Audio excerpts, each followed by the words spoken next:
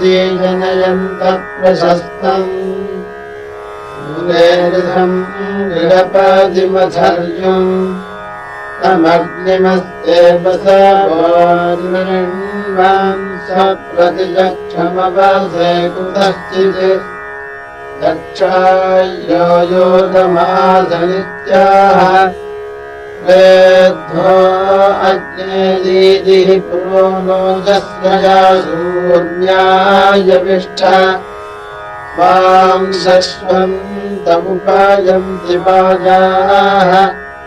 प्रदे अग्नयोऽग्नेभ्यो वरं निःसुवीरासुतन्तद्युमन्ताः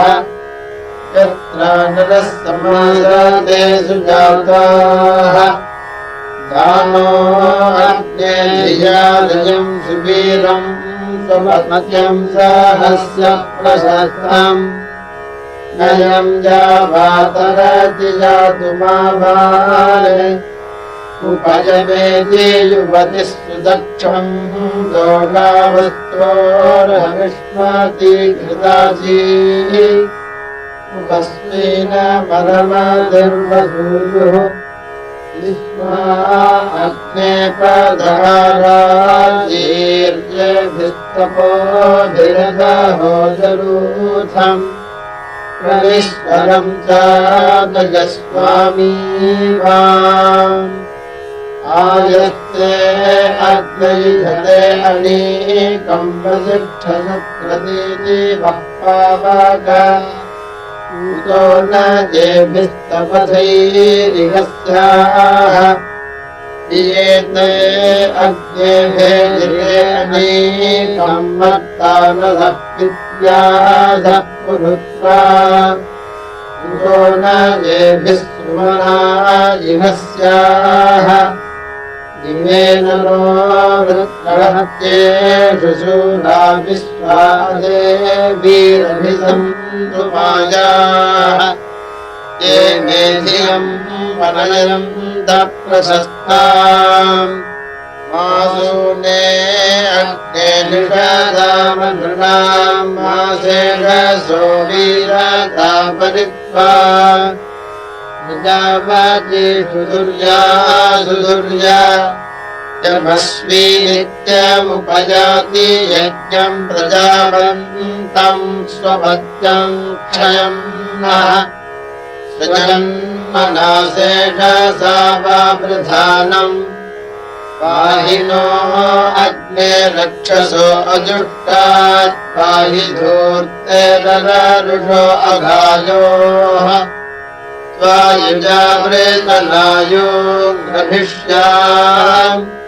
स्वेदग्निरग्नीङ्ग्रत्यस्त्वन्यान्यत्र वाजीतनयो वीलुपाणिः सहस्रपाथा अक्षरा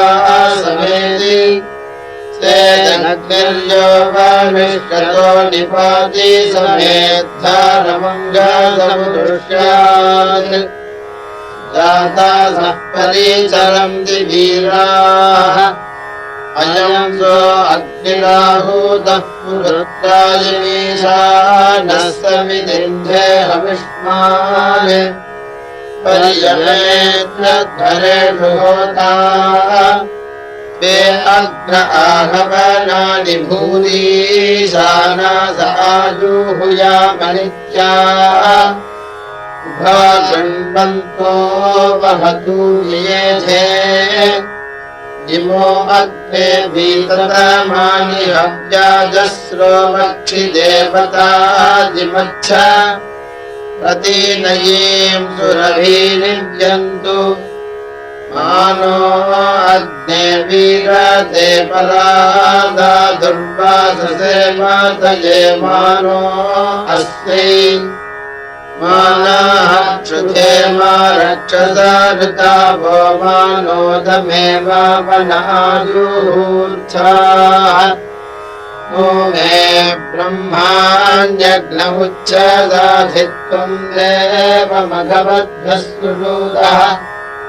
रातौ स्यामोभयासादे यूयम् पात स्वस्तिभिः सदा नः त्वमग्ने सुगमो रङ्गसंरत्सुदीतिसूनो सरसो दिदीः मात्रेजातनजे नित्याधर्मा वीरो अस्मन्नर्यो विदासीत् मानो अग्ने दुर्भृतये सचैषु देवेद्धेष्वग्निषु प्रवोचः माते अस्मान्नुर्मतयो भ्रमाच्चिद्देवस्य सूनो सहसो न सन्त समर्तो अग्ने स्वनीकरे मानमत्येय आजुहोति हव्यम् स देवता वसुमनिम् दधाधियम् सूरिरक्षी पृच्छमानयेति महोनो अग्ने सुमिजस्य विद्वान् त्रयम् सूरिभ्रावः विलन्तम् येन पदम् दागता पन्वदेवा वीक्षिता सायुषा सुबीराः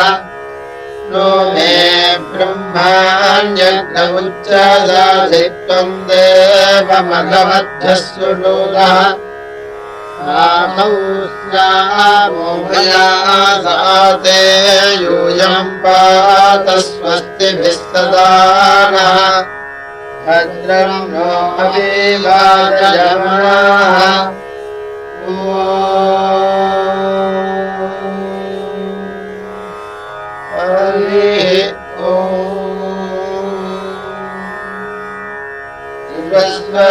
समयमग्ने अग्निशोचा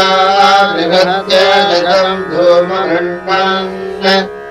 उपस्पृज दिव्यम् दानस्तु वैः संरश्मिभिस्ततनः सूर्यस्य राजम् दस्तमहिमानामेकामुपस्थो रामयजतस्य यज्ञैः ये सुकृतमस्तु च योधियम् धास्वनन्ति देवाभयानि हव्या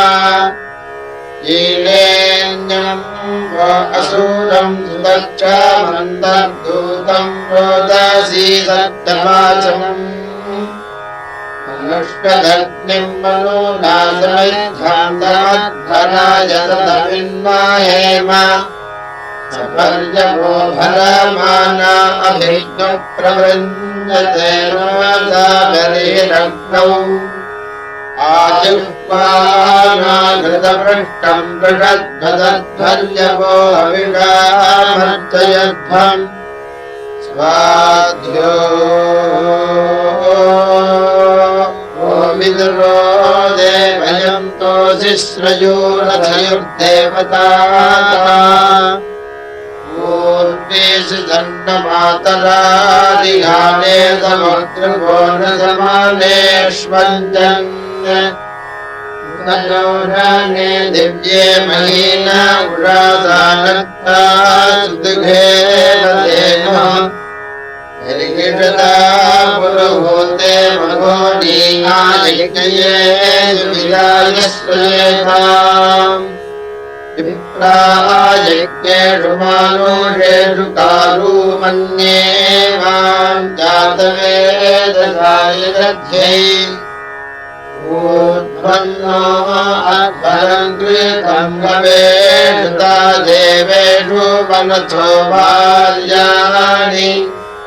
आभारती भारतीभिः सयोषानिला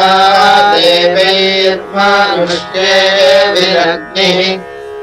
सरस्वती सारस्वतेभिरर्वाक्तिस्रो देवीर्बहिरेदम् ददन्तु तन्नः तुरीपमथ पोषयित्नुदेवत्वक्तर्विरानस्य स्म कर्मण्यस्सुदक्षो युक्तग्रावाजायते देवकामः पनस्तदेव जोपदेवा नग्निर्हविष्यपिता सूदयाति सेदुहोता सत्यतरो यजाति यथा देवानां जनिमादिवेद आयास्यग्ने समिधानो अर्वा इन्द्रेण देवैः सरथं सुरेभिः यर्यन्नास्तावदितिस्तु पुत्रा स्वाहा देवा अमृता मादयन्ताम् अग्निं वो देवमग्निः सजो राजयष्ठं दूतमध्वरे कृणुध्वम् यो मध्येषु निद्रोविर्गदा वातमुर्मूर्धा घृतान्नः पावकः क्रोधदस्वोजयपासे विष्णं यदा मनः संवरणाद्यस्थात् आजस्यवादो अनुभाति शोचिरधस्पदे प्रजानं कृष्णमस्ति उद्यस्य तेन वजातशर्णोऽग्नेतरं चरायुधानाः अच्छाद्यमरुरोधोपये दिशं दूतो अग्नयीयसे हि देवाः यस्य ते पृथिव्यां वायो अस्रेत्पृषयन्नाथमनृतयं वैः तेनेव दृष्टा प्रतिदृष्टये धियमनदस्पदुपावेक्षि तमेदोषादमुषदीयविष्टमग्निमत्यं नमज्जयन्त नराः निशिदाना अदिधिमस्य योनौ दीताय शोचिराहुदस्य कृष्णाः सन्दृक्ते स्वनीकप्रतीकाम्ययदृक्मूलरोचसमुपागे दिवोनते तन्यदुरे दिरुष्पश्चित्रो न शूरः प्रतीचक्षिभानुम् यथा वस्वाहाग्नयेताते ममलीलाभिर्घृतवद्भिश्च हव्यैः देभिर्नो अग्ने अमीतैर्महोभिः सतनं भूर्भिराजासीभिर्निपाहि यामाते सन्ति दासुभे अधृष्टा गिरो मायाभिर्नृपतिरुष्याः ताभिर्नस्तु नो सहसो निपाहे त्वत्सूर्येन्द्रेन्द्रातवेदः निर्यत्पूते भस्वधीदिषु दीर्घात्वया कृपाधन्वा आलोचमानः आयो मात्रो ऋषेण्यो ज्येष्ठदेवयज्ञाय शुक्रतुः पावकः एतानो अग्ने सौभागादितीर्यभिक्रतुं सुचेत संवदेव विश्वासोतृभ्यो गृणते स सन्तु यूयं पादस्वस्तिभिस्सदानः शुक्राय भानवे भरध्वं भाव्यं पतिं चाग्नये सुपूतम् यो दैव्यायमानुराजनोष्यन्तर्विश्वानि विद्मनाजिगाति सकृत्वा अग्निस्तनोनस्तिनस्तु यतो यवृष्टो अजनिष्टमातुः संयोगनायुवते शुचिदन्भूति चिदन्नासमिदत्ति सद्यः अस्य देवस्य नमदज्जनीकेयं ममतासश्वेतं जगृभ्रे दियोर्भवं पौरुषेयी उवोच दुरोचमग्निराजवे सुशोच अयं कविरकविषुप्रचेतामर्तेष्वग्निरमृतो निधायि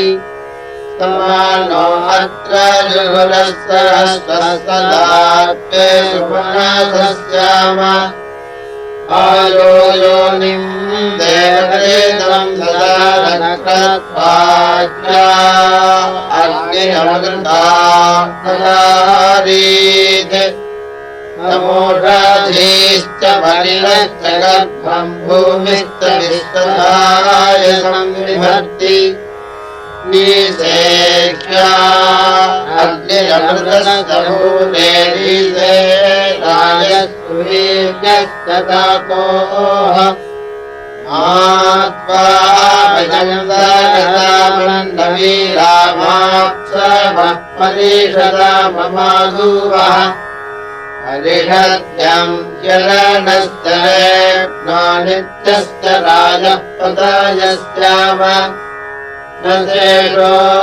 अग्ने अन्यजातमश्च चेतानश्च वापथो विदुक्षः न हीद्रभायारणसुदेवोऽन्यो धर्यो मनसामन्तबाहु अथाचितो पुनरुत्सयेत्यानो वाज्यभीषणे द्रव्याः ममग्ने वरुष्यरोरिषाहि त्वमूलसहरामन्नरजाति सम्पाद्धस्तङ्गलभ्ये दुपाधस्तम्भ्रजिस्त्रिरयाय्यः सहस्री एतानो अग्ने सौभागादिदीक्ष्य विक्रमम् सुतेजसंवदेम विश्वास्तोत्रभ्यो गृह्णते स सन्तु यूयम् पादस्वस्तिभिस्तदा नः आग्नये पसे भरध्वङ्गिरम् दिवो आदतये पृथिव्याः देवो विश्वेनामृतानामुपस्थे वैश्वानरो वा वृधे जागृपद्भिः दृष्टो दिविधा यज्ञः पृथिव्याम् नेता सिन्धूनाम् ऋषभस्त्यानाम् समानोषीरभिविशो विभाति वैश्वानरो वा वृधानो वरेण तद्भिया विष आयन्न सिक्नीरसमनाजहतीर्भोजनानि वैश्वानरपुलवेशोऽसुजानः पुरोजग्ने धरजन्नदीदे तवत्रिधातु पृथिवी बुधजोर्वैश्वानरम् प्रथमग्ने सचन्त त्वम् भासा रोदसी आतकन्थायस्रेण सोऽसुजानः त्वामग्ने हनयो वामसानागिरस्सरन्ते धुनायो निदासीः अजिम् कृष्णीनाम् लक्ष्यम् रयीनाम् वैश्वानरमुषसाम् केतुमह्नाम्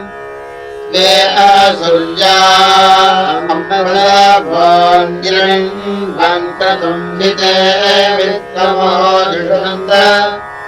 त्वम् दस्योऽङ्ग्रोकासो अग्न आजमुरुज्योतिर्जनजन्नार्याय स जायमानः परमेव्यो मन्नायुर्नपाधः परिपासि सद्यः त्वम् भुवजा जनयन् नभिक्रन्नपत्याय जातवेदोजसस्यन् तामग्ने अस्मे इषमेरायस्तवैश्वानरद्युमतीम् जातवेदः यानाथः पिण्डासिरिष्टवारपृथुस्रवो दादृशे मर्त्याय तन्नो अग्ने मघवद्भ्यः पुरुक्षुम् रयिन्निभाजाम् श्रुत्यम् युवस्व ऐश्वानरमहीनः शर्म यच्छ रुद्रेभिरग्ने वसुभिस्तजोषाः प्रसन्नराजो असुरस्य प्रशस्तिम् पुंसः कृष्टीनामानुमाद्यस्य इन्द्रस्येव प्रथमदस्तुतानि वन्दे दारुम् वन्दमानो विभक्ति कविम् केतुम् धासिम् भानुमद्रेर्हिन्वन्ति सम्राज्यम् रोदस्योः पुरन्दरस्य गीर्भिराविवासेऽग्नेर्मृतानि पूज्यामहानि न्यग्रदोन्नृतिनो मृद्रवायः पणीन्द्रश्रद्धा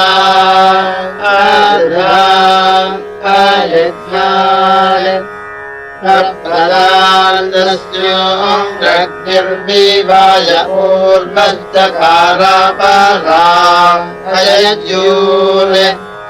यो अपाचीनेतमसि मदन्तीः प्राचीश्चकारतमस्सचीभिः तमीशानम्बस्तो अग्निम् गृणीषेणानदम् दमयन्तम् पृथन्योन् यो देव्यो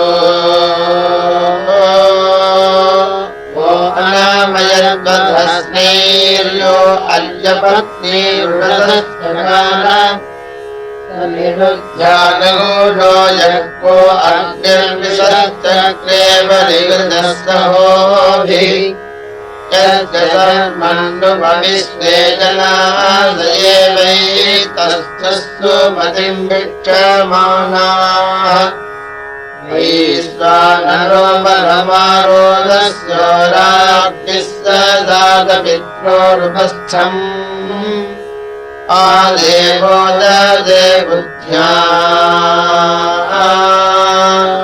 आवसूनि वैश्वानरमुदीता सूर्यस्य आदामुद्रालवलापरस्पादाग्निर्ददे दिव पृथिव्याः प्रभो देवम् चित्तसानमग्निमस्वन्नभाजिनम् निरेणमोभिः भवानो दूतो अध्वरस्य विद्वान् प्रादेवेषु विविधे विदद्रुः आयायज्ञे मत्स्याः अनुष्टामन्तो देवानाम् सख्यम् जुषाणः आदानसृष्टेर्नदयन् पृथिव्याजम्भेभिर्विष्टमुषधत्पराणि प्राचीनो यज्ञस्य धीतम् विपर्यक्रीणीते अग्निलीलितो न होता आमातरादिष्टवारे हुमानो यजो यविष्ठयज्ञिषे सुसेवाः सद्यो अद्धरेरधिरम् जनन्तमानुषासो विचेदसो जयेषाम् विशामाधानि विश्वदर्दुरोणे निर्मन्द्रो मधुपचारिता वा असादिकृतो वह्ने राजगण्डानग्निर्ब्रह्मा मृषदले विधर्ता यौषयम् पृथिवी वा वृधते आयम् गोताय जलि विश्ववारम् येतेद्युम्नेभिर्विश्वमातीरन्दमन्त्रम् ये वासंसर्यालक्षन् प्रये विशस्तिरन्तस्रोषमाना आजेमे अस्य दीधजन्धृतस्य गोत्वामग्नजीमहे वसिष्ठायीशानम् सूनो सरसो वसूनाम् यशम् स्तोतृभ्यो भगवद्भ्यानूयम् पादस्वस्तिभिः सदा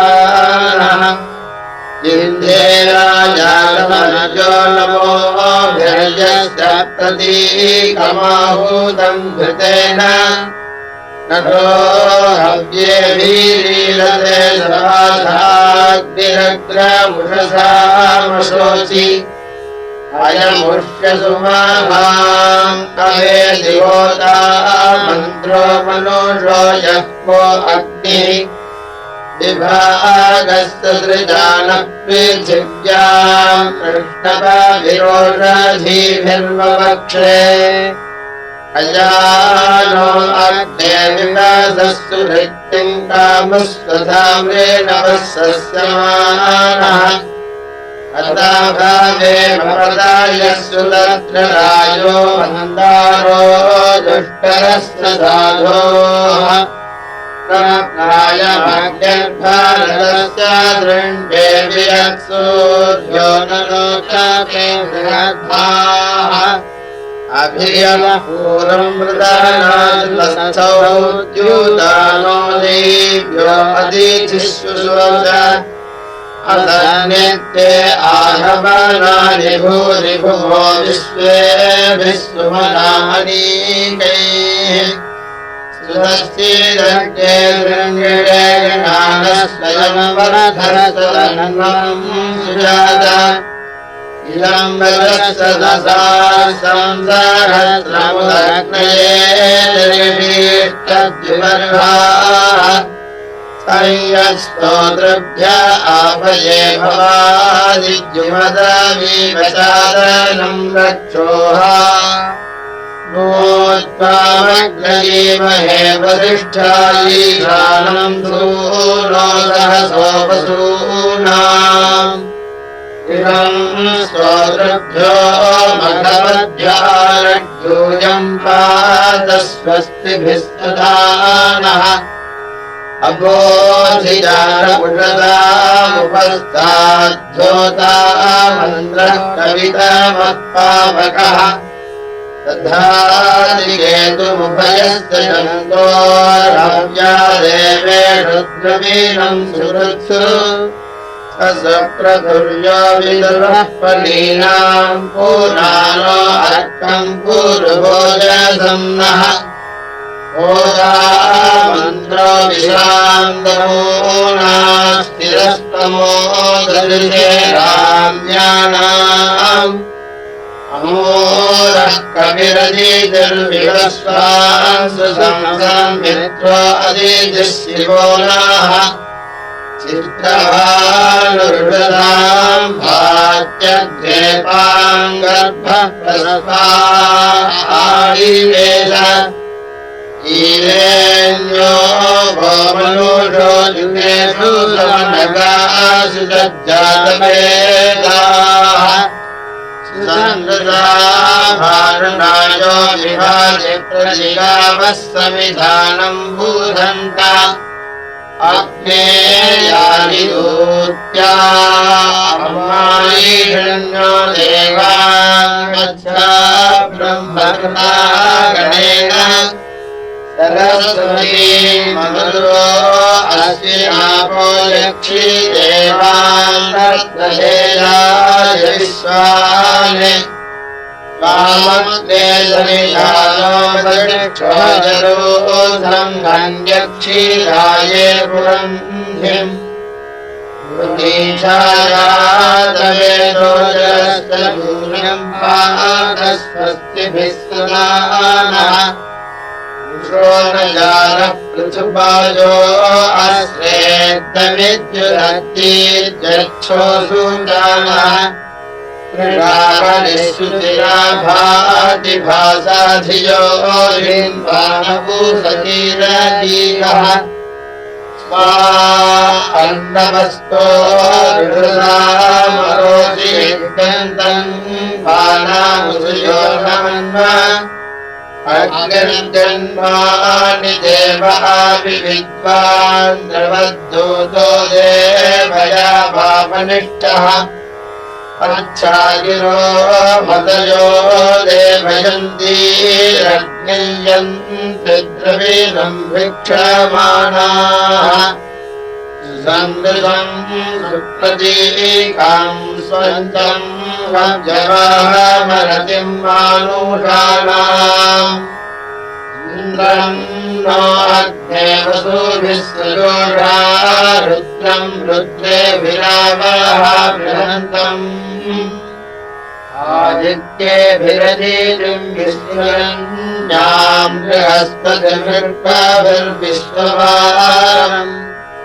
मन्द्रम् भोगानमुषिरोजिनिष्ठमग्निम् विषयीरते अध्वरेषु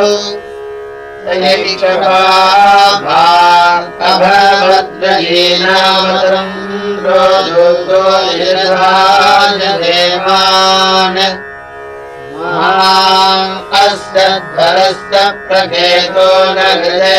त्वदमृतामादयन्ते आविश्वेभिः सरसम् याहि देवैर्न्यग्ने होता प्रथमस्य देह स्वामीरते अजिरम् भूत्याय विष्मन्तस्य कविन्मानुषासः यस्य देवैरासदो बर्हिरग्ने अन्यस्मै सुदिना भवन्ति निश्चिदक्तो प्रतीकगर्भसो नेत्वे अन्तर्दासु वेमत्याय अनुष्टरग्नयक्षिदेवान् भवानो धूतो अभिषष्टिपावा अग्निरीते बृहतः ध्वरस्याग्निर्विश्वस्य हविषकृतस्य तदंशस्य वसवो जुषन्ताथा देवादधिदेहव्यवाहम् आग्ने वरविरज्याय देवालिन्द्रज्येष्ठास इहमादयन्ताम् इमम् यज्ञम् दिवि देवेषु धेहि यूयम् पादस्वस्तिभिः सदा नः अनन्नमहानमसायविष्ठाञ्जोदीदाय समिद्धस्वेदुरोणे चित्रभानुम् रोदसी अन्तरुर्वीस्वाहुतम् विस्ततः प्रत्यन्तम् समह्ना विश्वाजुरितानि साह्वानग्निष्टभेदमहाजातवेदाः नो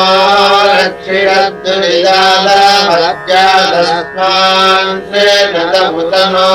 मघोनाः त्वम्बरो न उत मित्रो अग्ने त्वाम् वर्धन्ति मतिभिर्वसिष्ठाः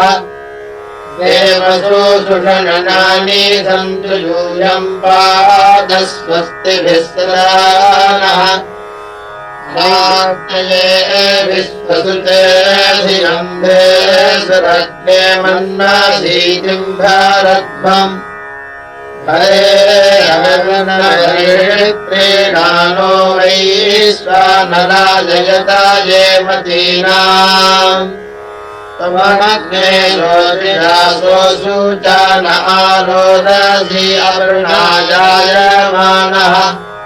तम् देवाम् अभिसत्तेरमुञ्चो वैश्वानरजातवेदो महित्वा जातो जगग्ने भुवनाव्यक्षः पशून्न गोपायर्यः परिज्मा ऐश्वानरब्रह्मणे विन्दगातुम् यूयम् पादस्वस्तिभिः सदा नः समिधा जातवेदसे देवाय देवहूतिभिः अविर्भिः शुक्रसोजिवे नमस्विनो वयम् दासे माग्नये अयम् ते अग्ने समिधा विधेम अयम् दासे मसुष्टदीयजत्रा अयम् हृदेनाध्वरस्रहोदर्मयम् देवहविषा भद्रसोते आनो देवेभिरुपदेवहूतिमग्ने याहि वषट्कृतिम् जुषाणः तुभ्यम् देवाय ददस्यामयूयम् पादस्वस्तिभिः सदा नः उपसस्याय वीरुष आस्ये जुहुदा हविः यो नो नेदिष्टमाप्यम् यः पञ्चचर्षणि रवीशदादमे नमे कविर्गृहपतिर्युवा स नो वेदो अमाद्यमग्ने रक्षतु विश्वदाः उदास्मान् पात्वम् गसः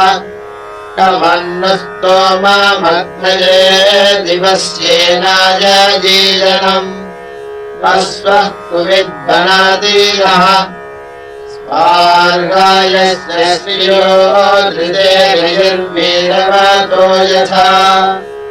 अग्ने यज्ञस्य शोचतः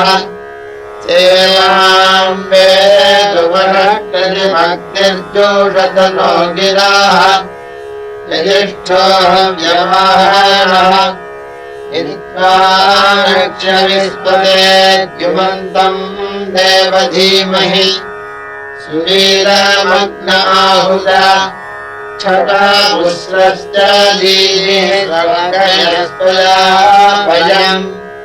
सुवीरस्त्वमस्मयोः उपत्वा सातजेन रोमित्रासोऽयम् दिधीतिभिः उपाक्षरासहस्री अग्निरक्षांसि शुक्रसोचिरमत्यः शुचिः पापकजीड्याः स नो राधांस्याभरेशानः सहसोजः भगश्च दातुवार्यम् त्वमग्ने वीरभद्यसो देवश्च सभिता भगाः दिलिश्च दातिवार्यम् अग्ने रक्षाणो अम्भसः प्रतिष्पते परीषदः सभिष्ठैरजरोदः अधा महीनायस्य नादृष्टो नृपीतये ऊर्ध्ववासदभूजिः तन्नः पार्श्वम् रसो दोषावस्तरघायतः दिवानक्तमदाभ्य येनावो अभ्यन्नमसोऽद्योनपारमाहूवे प्रियम् चेदिष्टमरम् स्वद्धरम् विश्वस्य दूतमृतम् स योजते अरुषा विश्वभोजसा समुद्रभस्वारुदः स्वब्रह्मा यज्ञस्तु समीवसूनाम् देवम् राधो जनानाम् बुधस्य सोऽशिरस्सायुःपादस्य वीरुषाः धूमासो अर्वासो दिविश्चितस्तमग्निमिन्धते नराः मन्त्वादूतम् गृह्महे यदस्तमम् देवा आवीतयेव विश्वासूर्णो सहसो मत्तभोजनानास्पदत्यद्देवाहे त्वमग्ने गृहपतिस्त्वम् होता नो अध्वरे त्वम् होता विश्वमानप्रचेता यक्षिरेषि चवार्यम् यथिरत्नम् यजमानाय सुक्रतो त्वम् यरत्नजासि आनादिदेशीसि विश्ववृद्धिरम् सुतम् भोजश्च दक्षते स्वे अग्ने स्वाहृतः प्रियासः सन्तु सूदयाः दन्तारोजे मघवानो जनानामूर्ध्वान्दयम् तगोणाम् एषामिलाहृदयस्तादुरोणाम् अभिनिदादा निषीदति शास्त्राय स्वरहस्तध्रुवो निजो यच्छानः शर्म दीर्घश्रुत् समन्त्रया जिह्वजा वह्निरासा विदुष्टरः अग्नेरयम् भगवद्भ्यो न आवहव्यदातिम् च सूदय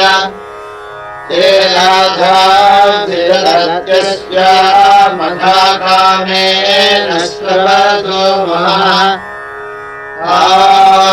अङ्गादः पितृभिर्भक्तम् सतम् भूर्भिर्यविष्ट्य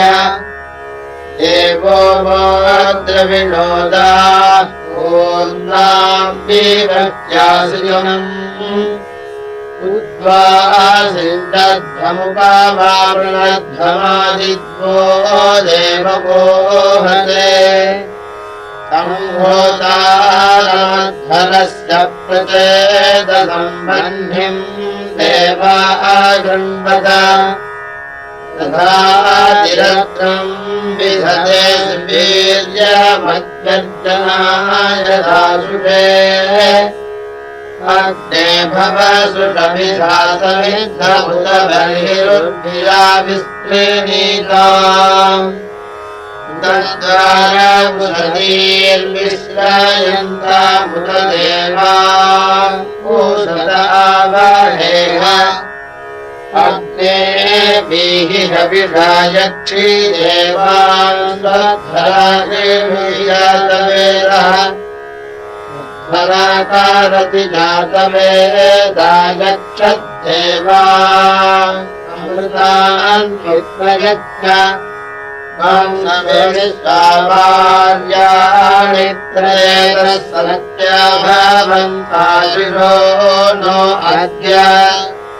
बाहुदेहव्यवाहम् देवासो अग्नपूर्जापादम्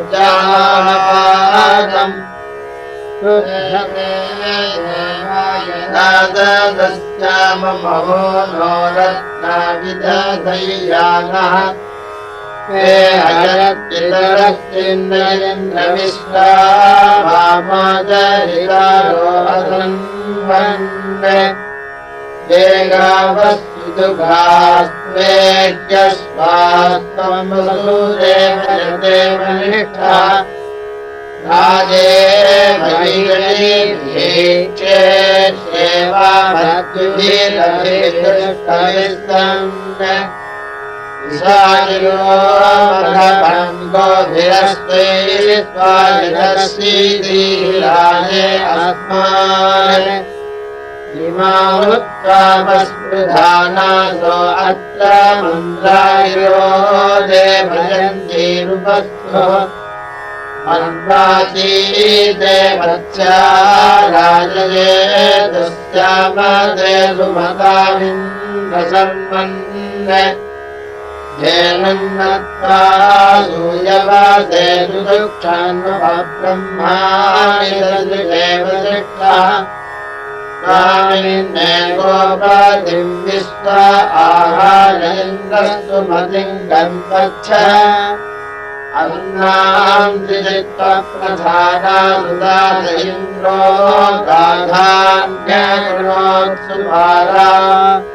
शरद्धन्तम् दिव्यमुदधश्चनव्यश्रापम् सिन्धूनामकृणोदसस्तिः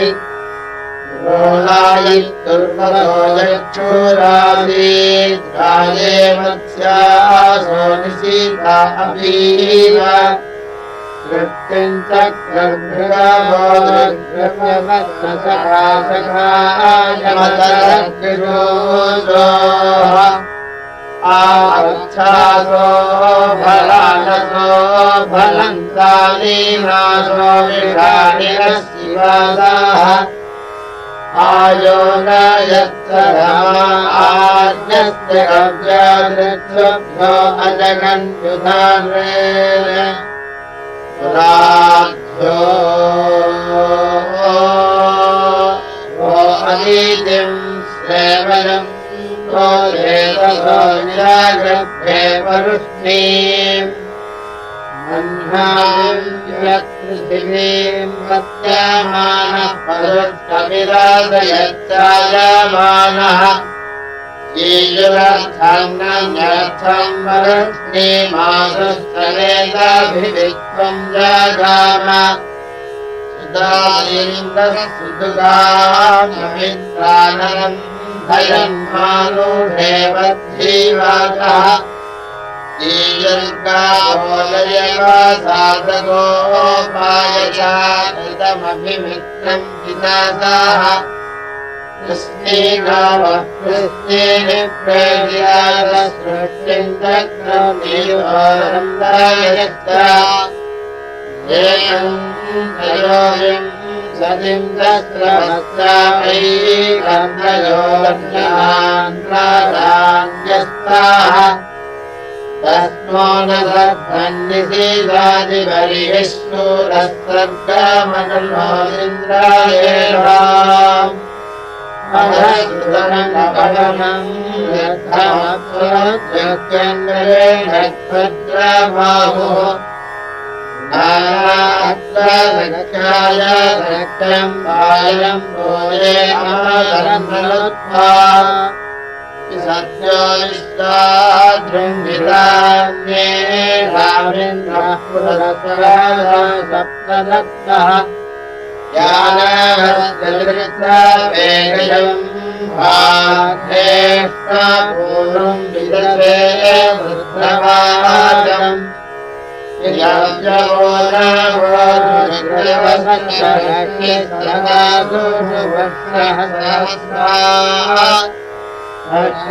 वीरासो अधिकट्टु भोजुविश्वेन्द्रस्य वीर्यानि इन्द्रेः नैतदृत्सभो मे वीरानापो न घटाः धवन्तनीः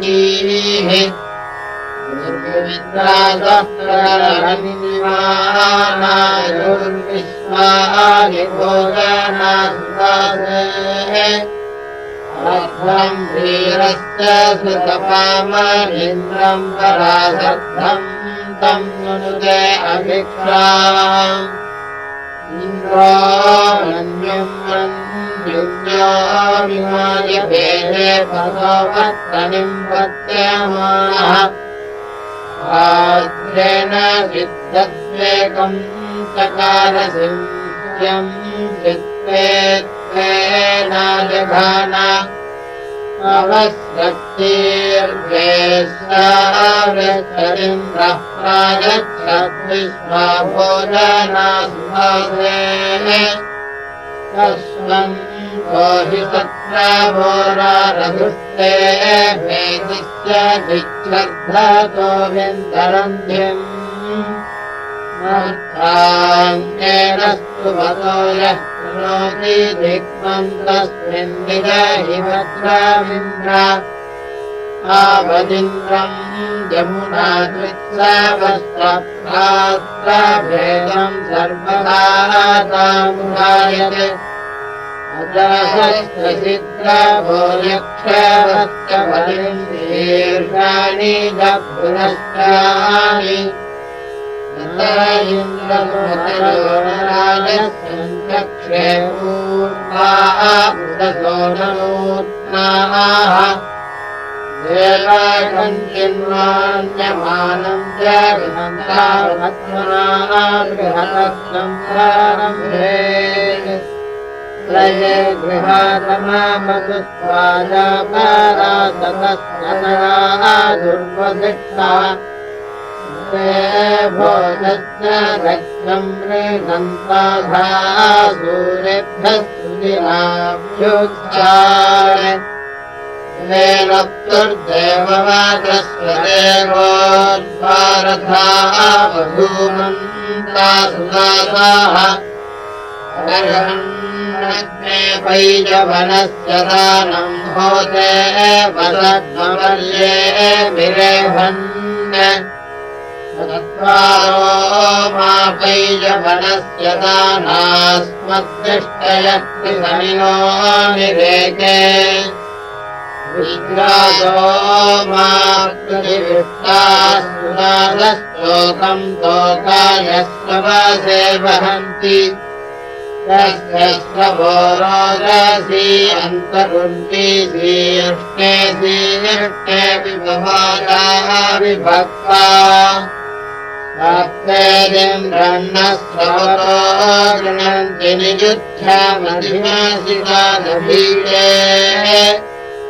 इमम् न रोमरुतस्तत्सदानुजुबोधासन्न पितरम् सुदासाः अविष्टनामैयवनस्य केतम् भूनासम् क्षत्रमलमम् दुभोयु तद्विद्मगङ्गाढवो न भीमयेकपृष्टि सावजाभिप्रविश्वाः यस्वतो अदासुतो गजस्य प्रजन्तासि सुष्टीतराजवेदाः त्वम् भत्यदिन्द्रपुत्समावस्तुस्त्रोषमानस्तन्वार्ये संयच्छुष्टम् पुजभञ्जस्मारम् भय आर्जुनेयाय शिक्षन् त्वम् धृष्णो दृषता भीतः जम् प्रापो विश्वाभिरूतिभिः सुदासम् पौरभुत्सिम् प्रसदस्युमा क्षेत्रसाता वृत्रहत्येषु पूर्वम् त्वम् देववीतौ भूरीणि वृत्राहर्यस्वहंसि त्वन्निदस्यम् सुमूरिम् धुरिम् चास्वापयोदभीराये सुभन्तु कवच्चयोज्ञानि वज्रहस्ततानि न भयत्पुरो नवतिम् च सद्यः निवेशने सततमावीवे क्षीरहन्तवृत्रम् नमोऽसि भूताहन्य राजात इन्द्रभोजनानि रातहम् जागरासुरे द्वारे कृष्णे देहलीलायिवत्यन्तो ब्रह्माणि पुरुषागवाजम् माते अस्याम् सागता वन्परिष्टा वधाजा भूमहरिवः परायै रायस्वनामृते गर्भरोधैस्तव प्रियानः सूर्यभिः साम इन्द्रासयित्ते मघवन्नभिष्टो नरो मदेव शरणे सदायः सर्वधम्यात्वम् विशेष्यदिग्वायसम् स्यम् करिष्यन् सद्यश्चिन्नुते मघवन्नभिष्टो नरः संसन्त्युक्षसा स बुक्था ये हवेभिर्विपणेन्द्रासन्नस्मान् गृणेष्वयुज्याय तस्मै एते स्तोमान् घृतमनुभ्यमस्मद्यम् चोददातो मघानि येषामिन्द्रदहत्ये शिवो भूः सखा दशूरो विराजनृणाम् भूयिन्द्रयोरस्तवमानभूङ्गी ब्रह्मजूतस्तन्वामामृधस्व उपानो वाजान्मिमेक्ष्युपस्तीन् दूयम् पादस्वस्तिभिः सदा भद्रम् नो अपि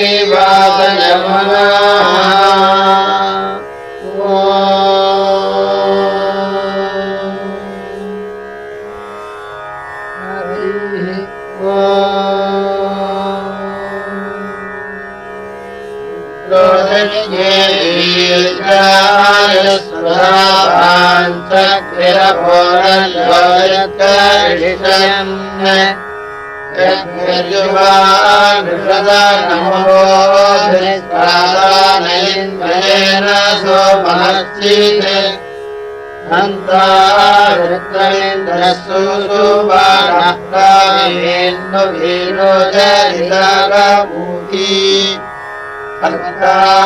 सुदासे अहमामूर्वन्दातामसुमुहुरादासुषे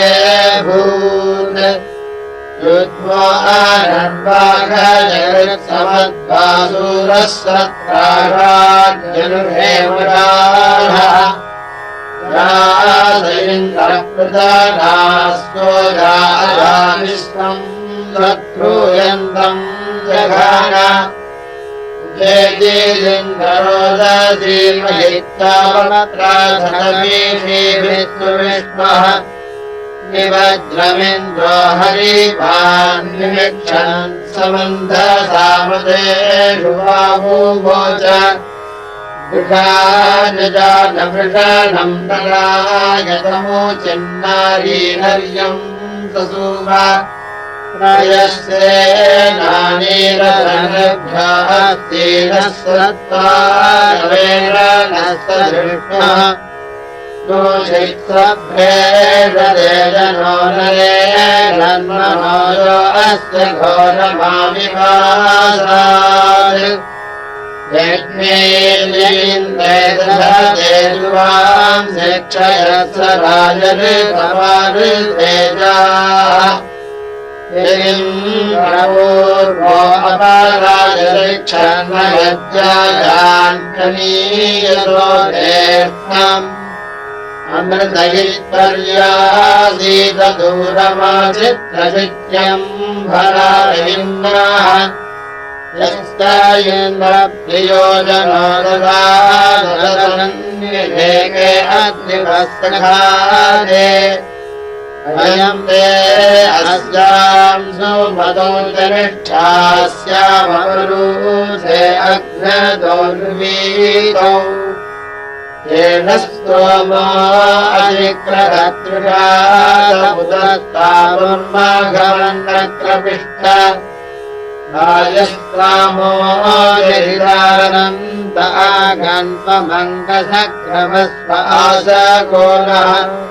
चन्द्रायेन्द्रत्वजायुषे धात्मना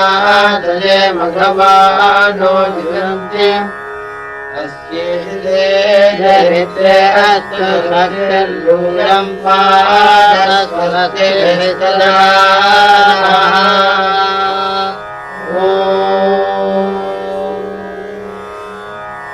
అమ్మ దయ ఉంటే అన్నీ ఉన్నట్టే. శ్రీ శ్రీ శ్రీ లలితా త్రిపుర సుందరి పీఠం సింహాచలం.